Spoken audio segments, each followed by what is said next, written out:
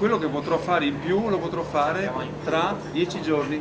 Questa è la realtà che devo dirti chiaramente. Massimo Biton c'era anche lui in stazione questa mattina ad ascoltare il barista, esasperato dagli spacciatori. E in questi giorni che precedono il ballottaggio, il candidato del centrodestra punta tutto sulla sicurezza. I cittadini vogliono il vigile di quartiere, vogliono la polizia di quartiere e anche per questo penso che nelle prossime ore troveremo un accordo con Maurizio Saia, perché il tema della sicurezza è un tema importantissimo.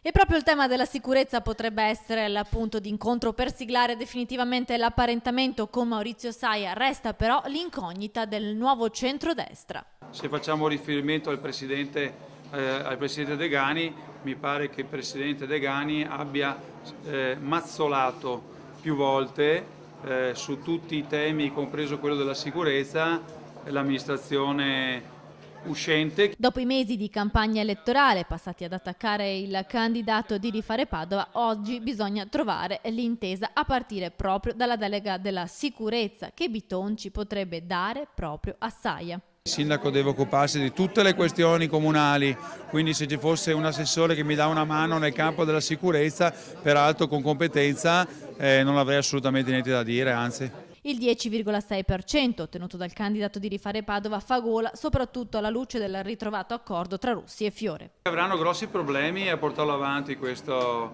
perché sono stato contattato personalmente dagli aderenti della sua lista dicendo che non voteranno mai un accordo di questo tipo.